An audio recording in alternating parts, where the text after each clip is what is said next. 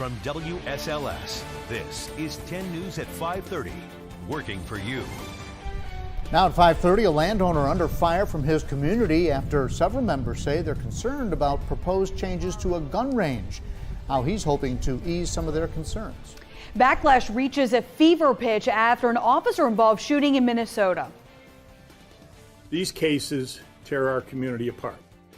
A look at the body camera footage sparking protests across the nation. And Storm Team 10 is tracking a severe thunderstorm warning in the region right now. We want to send it straight over to Storm Team 10 Chief Meteorologist Jeff Hanowich for a look at which parts of our region are being affected. Jeff? Yeah, guys, we do have a severe thunderstorm warning in effect until 6:15. Let's get on over and show you the locations. Southwestern Rockbridge County, northern Bedford County, west central Amherst County, east central Botetourt County. Movement east at 15 miles per hour. Again, severe thunderstorm warning in effect for this orange box right here for the next 45 minutes or so. 60-mile-per-hour wind gusts, quarter-size hail possible, along with incredibly heavy rainfall rates in excess of 2.5 inches per hour. And we are looking at this eventually perhaps getting a little bit closer to areas, say, near Charlemont by around the top of the hour at 6. Coffee between around, say, 6:15 and 6:25, and Forest between, say, 6:25 and 6:40. Now, the rest of the viewing area dealing with some thunder showers as well. Some pretty heavy rain in Bland County, spreading into northern parts of Wythe County. Also some rain out across, say, parts of Pulaski and Montgomery counties as well. All that also moving to the east at 15. All right, so for tomorrow, more showers and thunderstorms will form. In the morning, we're going to have some fog around, maybe a stray shower or two. Spotty showers will start to develop around lunchtime, and then I think the wettest part of the day tomorrow will be between around 2 p.m. and around 11 p.m. We're going to have more showers and thunderstorms. Incredibly humid tomorrow, but not that hot with highs in the upper 70s. John. A local shotgun range is in the crosshairs of some community members, and the owner wants to expand its use. But neighbors say it's already too noisy and they're concerned for their safety. 10 News reporter Arisha Jones went to Pulaski County and spoke with people on both sides of this issue. A shotgun range in Pulaski County is a cause of concern for many residents in the area. But the owner of the land is holding a special meeting to clear the air. Barry Moore Jr. owns this shotgun range that sits on his family's land off of Miller Owens Road. Moore recently applied for a new permit to make some changes. I've applied for a special use, commercial special use gun range permit with the county. And what I really would like is a private membership skeet club. And the only criteria they have right now is for that permit. Neighbors close by say they're concerned for their safety and the increase in noise. Ron Powers says he hears gunshots at various times. He lives across Claytor Lake, about 1.5 miles away. You can hear each shot, each fire, each round that's fired. Powers says the sound from the range hurts the property value for homeowners in the community. Moore is calling the special meeting on his own to hear from neighbors before the permit goes to the Planning Commission. As you can tell, you're in a very, very peaceful place, can't you? And that's very important. And we would like to not see that disturbed. The range currently consists of 2 skeet fields. The special permit will allow Moore to train in a certain range using shotguns only. It's for the Virginia Tech Clay Target team and the Radford University team and New River students to use, and that's how we started that about 6 years ago. And they've been practicing here. The county says if approved, it will also restrict when the range is operated. We've put information about Tuesday night's meeting inside this story on our website, WSLS.com. In Pulaski County, Arisha Jones, 10 News, working for you. After body camera footage of a controversial officer-involved shooting is released, a Minnesota press conference gets derailed. Needed to be taken into account.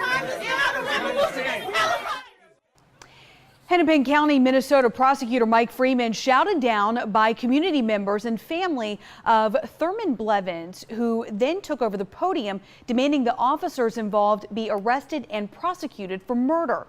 But Freeman's office released a press release saying the officers will not be charged. Body camera videos from both officers were released Sunday night, showing them chasing Blevins through a residential neighborhood. Put your hands up! You gotta go! Go! Yes, you do!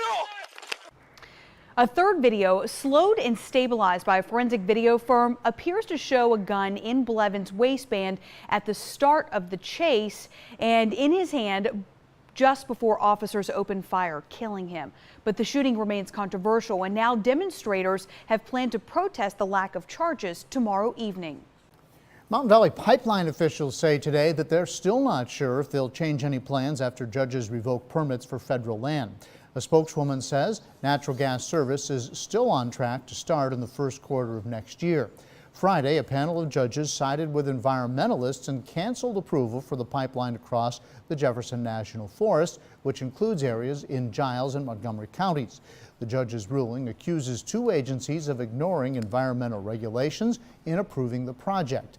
MVP officials would not say whether they're considering changing the pipeline's path to avoid those areas. Plans show about 3.5 miles of the more than 300-mile pipeline do go through federal land. A former Penn State University fraternity brother faces jail time after becoming the first of more than 20 to plead guilty in the death of a pledge who died after being hazed in 2017. Ryan Burke will be sentenced tomorrow. Prosecutors are asking for a 3-month prison term. Burke has pleaded guilty to hazing and other charges connected to the death of Timothy Piazza. Piazza was pledging the fraternity when he drank a dangerous amount of alcohol and suffered fatal injuries during a series of falls at the frat house. A Virginia congressional candidate is giving people an unusual reason for why they should not vote for her opponent. 5th District Democratic candidate Leslie Coburn is accusing Denver Riggleman of fetishizing Bigfoot. Coburn made the accusation on Twitter, posting pictures from the Republican's Instagram account showing nude drawings of Bigfoot.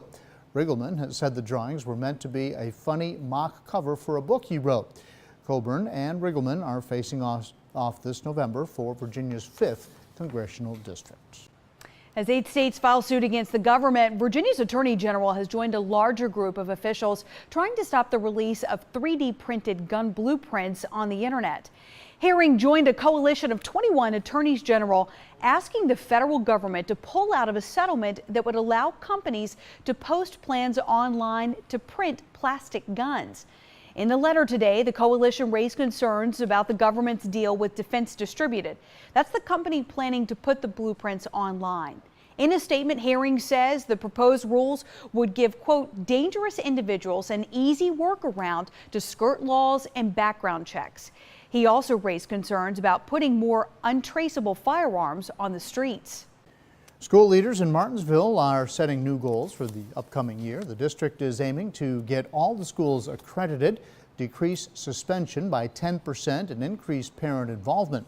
District leaders and school board members held a retreat over the weekend to come up with some goals and some ways to achieve them. Superintendent Dr. Zeb Talley says this was the first retreat held since he became superintendent in 2016. I was with the all schools today on the initial return of teachers, and there's a big buzz of excitement in the air over these 3 goals and moving forward. So we're really confident that we can achieve them. He says he hopes to now hold retreats each summer prior to the start of the school year. Virginia's Department of Agriculture has closed its beehive distribution program because of what it calls an extraordinary number of applications. The commissioner says the department has gotten more than 2,700 applications since July the 1st. Now, she says the equipment for the current applications may actually exceed the funding for the entire program. As we've reported, Virginia lost nearly 60% of its hives last winter. The Commonwealth hopes the program will counteract those losses by helping beekeepers establish new hives. And as the new school year gets underway for students across the country, parents of 4th graders might want to listen to this. All 4th graders and their families are granted free admission to national parks and other federal lands for a full year with a 4th grade pass. The pass is valid for the duration of the 4th grade school year through the following summer, beginning in September and ending the following August. To get your pass, just visit the website everykidinapark.gov. We'll keep that umbrella close. Storm Team 10 Chief Meteorologist Jeff Hanowich is back after the break with a look at the pretty damp 7-day forecast we got coming. In the meantime, here's a look at how stocks of local interest finished the day on Wall Street.